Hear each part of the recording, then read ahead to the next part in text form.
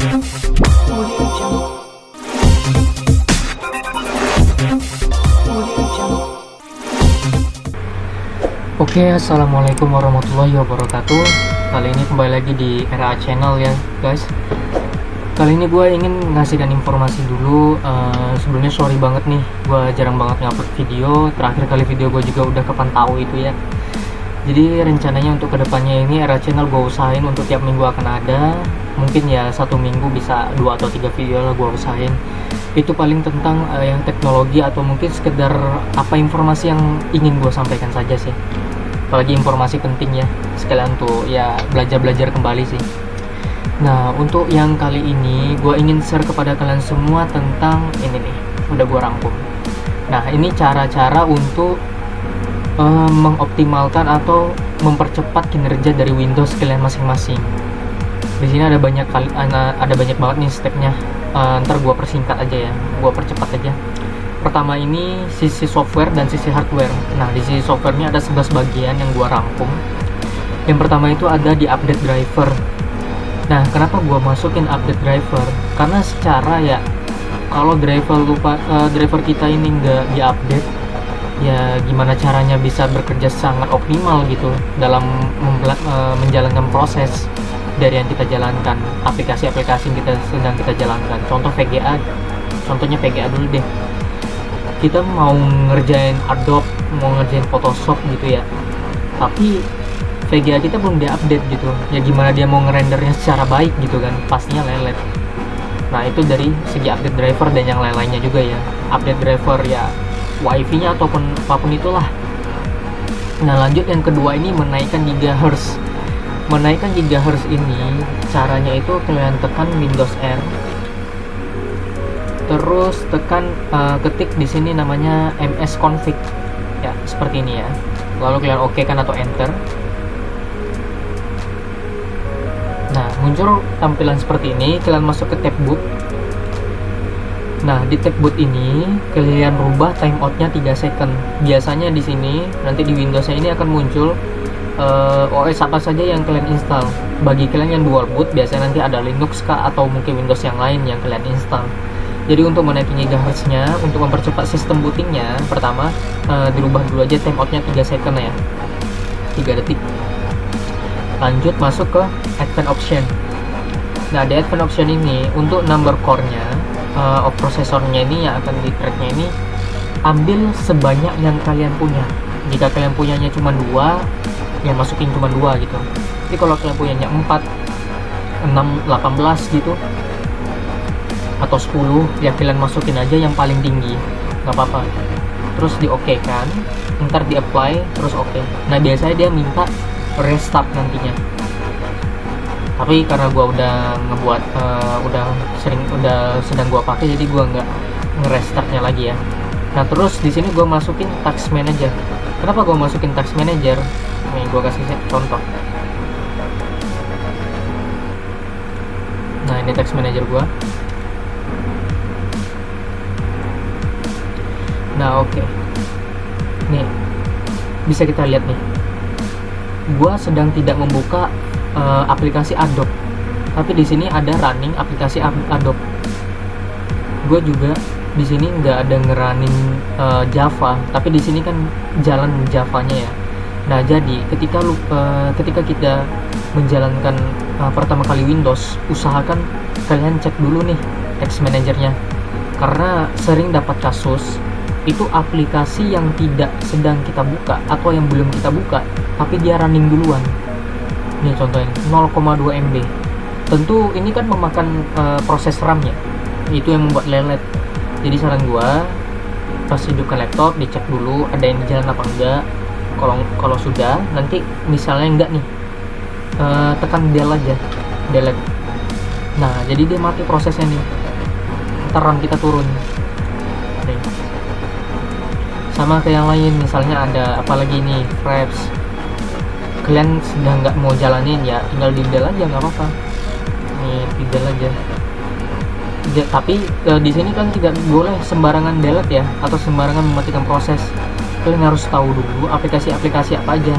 Contoh AMD ini, AMD Catalyst-nya, HD audionya, ya itu itu mah dari Windows aslinya, jadi jangan dimatikan. Jadi paling yang kalian matikan ya kalau misalnya ada IDM seperti ini dimatikan, atau mungkin aplikasi yang lain juga dimatikan. Nah selanjutnya itu adalah bagian startup. Nah startup ini sama halnya dengan Task Manager, cuman di startup ini adalah aplikasi yang jalan duluan. Jadi ketika laptop kalian hidup, aplikasi ini akan running duluan. Nih contoh yang tadi nih, Adobe Creative Cloud. Ketika gua mau mengaktifkan laptop, menghidupkan laptop gua atau PC gua, ini dengan secara otomatis Adobe Creative ini langsung ngeload, langsung menjalankan prosesnya. Nah untuk mematikannya agar ketika kita ingin menghidupkan laptop itu atau PC dia tidak running secara langsung, maka ini kita disable aja. Bisa lewat sini, bisa lewat sini juga ya. Nih biasa Discord nih, Discord juga nih biasanya dia jalan duluan, IDM juga jalan duluan. Ini dimatikan saja, tidak akan mengganggu ketika kita membuka aplikasinya langsung ya, karena ini cuma di startupnya aja, ketika bagian menghidupkan laptopnya aja. Oke, lanjut. Tahap selanjutnya itu ada di Power Management. Ini khusus untuk laptopnya, kalau untuk bagian Power Management. Nah di sini kalian masuk Power Option di bagian text bar-nya ini, kalian masuk ke Power Option ini yang baterai. Kebetulan gue lagi nggak pakai baterai sih. Klik kanan, pilih Power Option. Nah oke. Nah di sini kalian kalau ingin performanya yang kalian nggak lagi main game atau sekedar ya tugas-tugas biasa sih, bisa pakai balance atau power saver juga boleh untuk menghemat baterai. Tapi kalau gue sih identik lebih ke hang performance.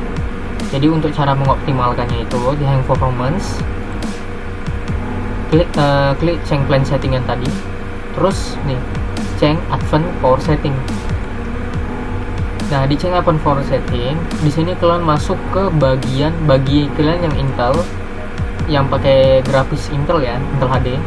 Ini Intel graphic settingnya, kalian klik tanda plus di sini, tanda plus lagi. Nah di sini kalian pilih maximum performance.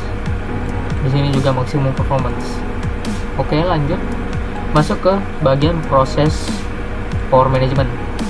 Nah di sini gua maininnya sih minimum dengan maksimum proses state-nya. Untuk sistem coolingnya gue sih aktif aja ya semuanya, nggak apa-apa. Di sini gue mainin 100% semua. Jadi ntar kalian klik aja di sini, ntar masukin aja value-nya mau berapa, bebas aja sih. Tapi kalau gue 100% aja. Nah terus yang terakhir bagi kalian yang dual grafis atau yang cuma satu grafis pakai VGA AMD ya, itu sama kayak yang Intel HD tadi.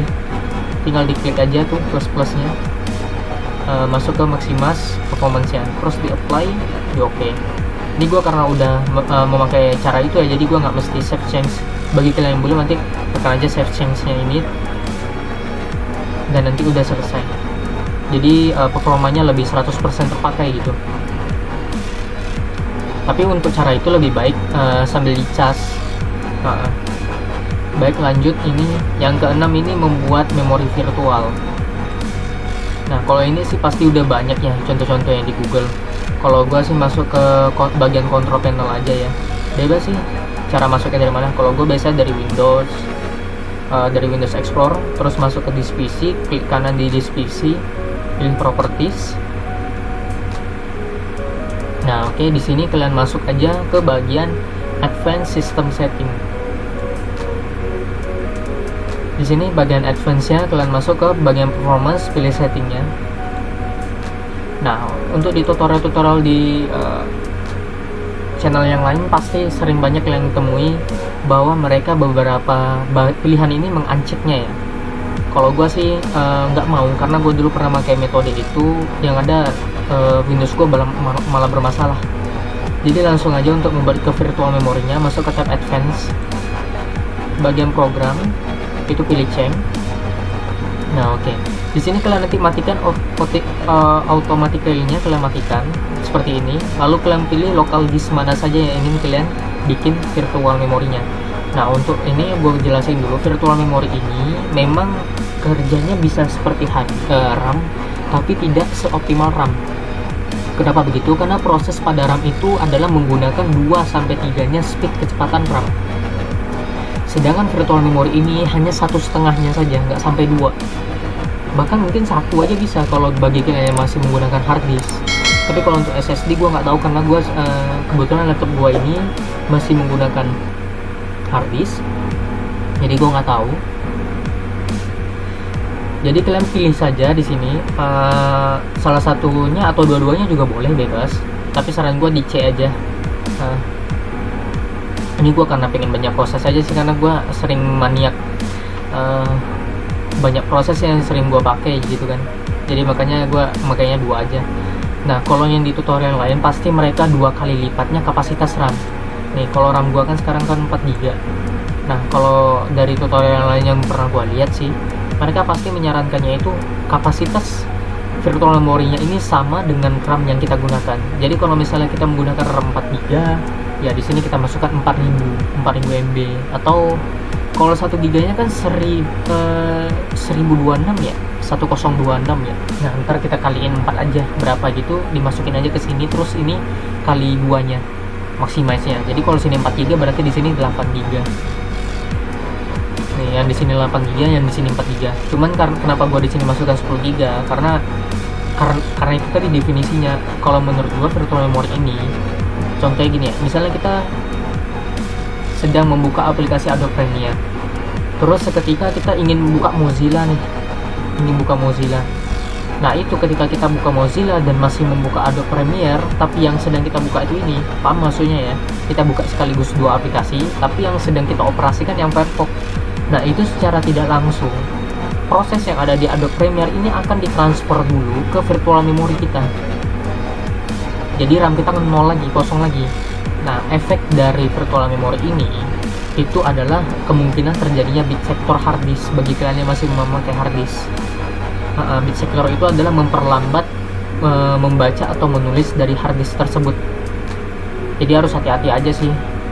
Tapi ya kalau untuk sementara sih nggak apa-apa ini untuk bikin virtual memory. Tapi tetap untuk yang lebih baiknya kalian nama memori. Ntar kalau sudah, nanti kalian klik aja di sini, terus kalian klik customer size-nya. Kalian isi value-nya berapa, bebas. Kalau kalian mau ikutin saran YouTuber yang lain itu sesuai dengan kapasitas RAM ataupun 2 kali lipatnya juga boleh. Asal-asalan seperti gua gini juga boleh. Terus set, oke. Ntar di apply aja, di oke. Ini ntar di apply juga, di oke. Nah, baik, tahap selanjutnya itu adalah aplikasi pembersih. Nah, aplikasi pembersih ini gua saranin jangan diinstal, bukan berarti aplikasinya nggak bagus. Ya, gua tekankan sekali lagi, di sini bukan berarti aplikasinya nggak bagus. Cuman karena aplikasi itu biasanya jalan di running saat pertama seperti startup tadi, makanya gua nggak pernah pakai. Tapi yang gua pakai itu apa? Gua pakai clean disk yang ada di Windows-nya sendiri. Nih, di sini gua punya 2 partisi disk, ada C sama D. Nah, caranya meng-clean disk kalian seperti menghapus cache-nya atau apapun itu yang bagian-bagian file sampah yang pernah kalian hapus dan masih berbekas. Itu caranya kalian masuk aja di sini, klik kanan di local disk C-nya atau di local disk mana aja, properties. Oke. Nah, di sini kalian ada pilihan nih, disk clean up. Oke. Nah, di disk clean up ini kalian tekan aja. Cuman proses ini akan sedikit lama. Karena dia membacanya lumayan lama ini. Nanti kalau sudah nih gua cancel aja ya, karena ntar lama banget nih ntar videonya. Ntar kalau sudah kalian scan, ntar akan muncul tampilan tab. Ntar kalian checklist saja mana aja bagian-bagian yang ingin kalian hapus. Kalau sudah, ntar di clean aja seperti biasa. Tapi itu memang prosesnya lumayan lama untuk bagian pembacanya, karena dia membaca harus keseluruhan dari isi partisi hard disk kalian. Lanjut, yang berikutnya adalah defragment disk. Nah, defragment disk ini sangat berguna banget bagi kalian yang masih menggunakan hard disk. Kenapa begitu? Karena untuk dibagi hard disk sendiri itu kan ada bagian sektor-sektornya masing-masing. Jadi kalau kalian itu mengcopy pastenya ke sektor-sektor terus, ke bagian-bagian yang lain terus, itu biasanya akan menyebabkan terjadinya big sector. Apalagi kalau kalian ketika mengcopy file di tengah jalan tiba-tiba mati lampu, itu kan akan membekas di piringan kalian, piringan hard disk kalian, walaupun secara real itu tidak terlalu terdeteksi dengan performa laptop kalian yang lambat. Cuman kalau keseringan itu akan berbahaya. Jadi caranya sama, klik kanan, properties, itu masuk di bagian sebentar. Nah, ini ada di error checking. Kalian bisa cek dulu errornya, dicek dulu errornya ya. Oke, ini gue praktekin aja langsung. Nah, ini ntar kalian scan drive. Di sini akan mengetahui apakah di partisi harddisk C kalian apakah ada terjadinya error atau tidak. Oke, ini karena lama, ini gue nggak tampilannya, ini gampang aja kok, tinggal next doang kok, nggak ribet. Nah, terus ini deckframe indice. Deckframe indice di sini akan merapikan dari sektor kalian, dari sektor harddisk kalian. Jadi performa ini biasanya akan lebih baik nih. Ada C, ada D. Pertama kalian analis dulu, ntar kalau sudah kalian optimize. Oke. Nah, itu biasa performanya lumayan, itu sangat lumayan kalau pakai deckframe di sini, apalagi bagi kalian masih menggunakan harddisk ya. Lanjut, sudah 15 menit ya. Oke, gue percepat dikit. Nah, ini di screen tab yang tadi, ini sama saja dengan aplikasi pembersih. Saran gue jangan diinstal. Kalau kalian yang masih senang memakainya sih nggak apa-apa, tapi kalau gue saranin pakai di screen tab yang tadi aja. Oke, berikutnya MSI Afterburner. Kenapa gue masukin MSI Afterburner? Karena ini untuk bagian gaming ya. Jadi untuk mengoptimalkan sistem core kalian atau yang lainnya, ketika kalian ingin main game ini menggunakan performa lebih, pendinginnya biar lebih, itu saran gue di install aja aplikasi MSI Afterburner. Ini seperti ini aplikasinya.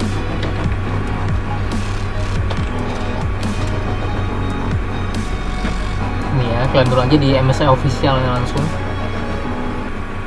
Nah, nih dalam MSI Afterburner ini kalian bisa mengatur nih voltase dari prosesor kalian yang akan digunakan sampai berapa.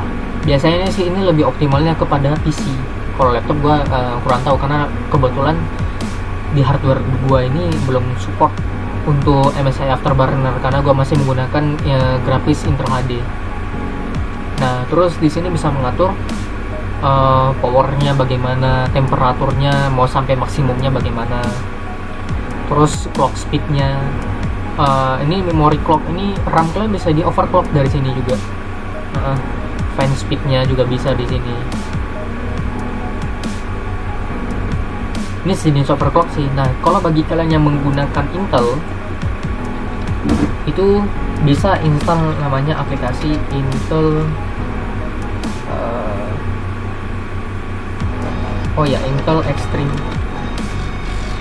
Tuning Utility. Nah, yang ini ya. Nah, itu ntar aplikasinya tuh bakalan seperti ini. Cuman kekurangannya di sini, ini adalah Intel untuk versi tinggi, versi ekstrim yang bisa di overclock. Contohnya yang seri terakhirnya tuh X, K, F bisa deh kayaknya. Terus KU. Kalau yang U nggak bisa ya, karena itu U itu kan untuk low battery ya, untuk low process power. Jadi ini yang bisa untuk yang seri X, seri XE, seri XM itu bisa menggunakan extreme utility ini, makanya disebutnya extreme. Jadi versi yang extreme aja untuk bagian Intelnya. Nih kayak K. Nah, terus selanjutnya antivirus. Kenapa gue masukin antivirus? Karena pasti teman-teman banyak yang ngejudge dulu nih. Nah, tahan dulu judge-nya. Ini gue jelasin dulu kenapa gue masukin antivirus. Di sini ada dua kategori. Pertama, kalian itu menggunakan Windows original atau tidak. Secara nggak langsung kalian pasti paham sih, yang namanya Windows bajakan itu pasti menggunakan yang namanya ya kayak KMS ya, KMS Pico, KMS Net. Yaitu adalah aplikasi-aplikasi untuk mengcrack Windows kalian. Yang namanya crack itu kan memasukkan virus ya. Kalau menurut gua sih, nih contoh seperti ini deh, KMS Pico. Dalam KMS ini kan biasanya kita kan mengcrack Windowsnya dengan memasukkan file-file tertentu. Kalau kalian mengaktifkan antivirus, gua jamin KMS Pico kalian gak jalan, pasti kedetek sebagai virus. Terus, kalaupun kalian menggunakan Windows asli, tapi aplikasi kalian masih bajakan, misalnya aplikasi game kalian masih menggunakan crack Steam, terus ya aplikasi Photoshop, Adobe Premiere dan yang lain-lain kalian masih menggunakan crack, ya itu mah sama aja kalian memasukkan virus ke dalam laptop kalian. Jadi menurut gua ya sia-sia aja. Apalagi kalau yang menggunakan Windows bajakan, kalian install pula itu antivirus, ya sama aja kejadiannya. Jadi lebih baik kalau menurut gua, bukan berarti antivirus itu nggak baik. Gua tetap kalau gua sih lebih dominan kalau untuk antivirus gua lebih suka ke Smartdav. Kenapa gua lebih suka Smartdav? Karena dia deteksinya bisa kita pilih sendiri. Kalau gua lebih identik kepada ke flash disknya aja. Tapi karena gua jarang nyolokin flash disk atau hard disk ke laptop ini ya, jadi gua nggak pernah install antivirus. Kalian lihat aja nih di laptop gue juga nggak ada antivirus sama sekali, karena gue nyadar gue yang gue pakai sekarang ini Windowsnya ya Windows bajakan gitu. Aplikasi gue juga masih aplikasi crack gitu. Jadi ya gue memakai aplikasi crack, memasukkan virus ke dalam Windows, terus gue scan sendiri pakai antivirus, ya sama aja. Namanya gue menghapus aplikasi gue, menghapus Windows gue juga. Jadi antivirus gue nggak pakai, kecuali kalau kalian nih kaum sultan, Windowsnya beli, aplikasinya nggak ada yang bajakan, beli semua dari Steam, beli semua dari manapun kalian beli semua, dari vendor-vendor game kalian beli semua, ya itu gue saranin ya wajib malahan pakai antivirus kalau memang kalian beli semua aplikasinya. Tapi kalau bagian yang masih pakai bajakan, saran gue sih bukannya nggak boleh pakai antivirus, lebih baik enggak, karena sama aja jatuhnya gitu. Nah, itu untuk yang bagian sisi software. Yang terakhir gue akan bagian sisi hardware. Nah, di sisi hardware ini, di sini untuk yang laptop ya, laptop gue khususin itu adalah beli deh, itu namanya, nih gue ketik langsung ya, cooling pad vacuum. Jadi cooling pad vacuum ini fungsinya adalah untuk menyedot udara panas dari laptop kita, yang biasanya pengeluaran uap panas itu hanya standar-standar aja, biasa-biasa aja. Tapi dengan kita menggunakan ini, dia akan lebih menarik udara panas dari dalam laptop kalian. Jadi laptop kalian itu ya udara panasnya nggak menimbun secara lama, sehingga memperlambat sistem kerja hardware kalian sendiri. Terus ya kalau kalian mau lebih optimal lagi, kipas bawah juga boleh. Tapi saran gua, kalau memang kalian pilihannya itu adalah antara salah satu nih, mau beli kipas bawah atau kipas samping, ya budgetnya cuma ada segini nih misalnya gitu tuh, gua saranin kipas bawahnya jangan dibeli, tapi kipas sampingnya yang dibeli, karena ini lebih optimal untuk mengurangi panas dari laptop jauh banget dibanding kipas bawah. Tapi kalau kalian mau beli dua-duanya lebih baik lagi. Jadi kalau kalian diletakkan kepada satu pilihan, mau beli yang kipas samping atau yang kipas bawah, saran gue beli yang cooling pad vacuum aja, itu lebih baik. Ntar kalian pasti pada nanya, kalau yang fan-nya di belakang gimana? Gak apa-apa kok. Gue pernah lihat juga di Asus ROG juga yang di belakang tuh, itu ada, bukan yang memakai kipas yang bawaan ya, tapi pakai ini juga bisa kok. Nah, tergantung dari sisi engsel kalian ini, layarnya menghalang apa tidak. Biasanya sih enggak kalau yang udah kipasnya dari bawah. Maaf maksudnya yang dari belakang. Biasanya udah teratasi dari segi layarnya sendiri untuk tidak menutupi udara panasnya itu. Nah, terus selain untuk mengoptimalkan ini, yang terakhir ada yang berikutnya adalah memasang thermal paste. Kalau thermal paste kalian kering, itu penghantar panas kepada heatsink kipas yang ada di laptop itu kurang optimal, sehingga nantinya panas kalian itu akan menumpuk di head ini kalian, head processor. Jadi ya kalian mau gunain semua sistem dari software yang tadi gue sebutin ini, yang 11 ini, itu percuma kalau kalian masih apanya ini thermal paste-nya udah kering, panasnya nggak bisa keluar secara optimal. Jadi lebih baik kalian kalian coba cek dari thermal paste-nya, sekalian kalian bersihin tuh kipas dari laptop kalian biar lebih optimal lagi. Nah, tentu tahap terakhir itu adalah mengupgrade laptop kalian atau PC kalian. Upgrade-nya ya apa? Bagi yang masih gunain hard disk ya pakai SSD M.2 NVMe juga lebih baik. Bagi yang bisa, yang RAM-nya belum di upgrade ya, di upgrade RAM-nya sesuai dengan kapasitas maksimum dari motherboard kalian masing-masing. Karena ya dimana-mana segi software juga harus diokekan ya, hardware-nya juga oke ya. Wah, double kill itu udah, laptop kalian mah udah kenceng banget ya. Nah oke, mungkin itu aja yang dapat saya sampaikan. Untuk yang ini ya, bagian yang pertama update driver, ntar gua akan bikin video lagi untuk tentang aplikasi apa saja untuk mengupdate driver yang terbaik. Kalau di sini gua memakai driver booster, nanti gua akan sebutin driver-driver yang lain yang lebih baik atau yang sama bagusnya lah dengan driver booster. Oke, mungkin itu aja. Lebih dan kurangnya gua mohon maaf.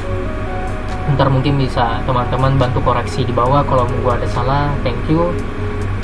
Like, comment, dan subscribe-nya jika ini berguna dan bermanfaat. Support gua akan usahakan upload terus setiap waktu untuk informasi-informasi seputar IT, karena gua masih belajar juga di sini. Oke. Thank you guys. See you.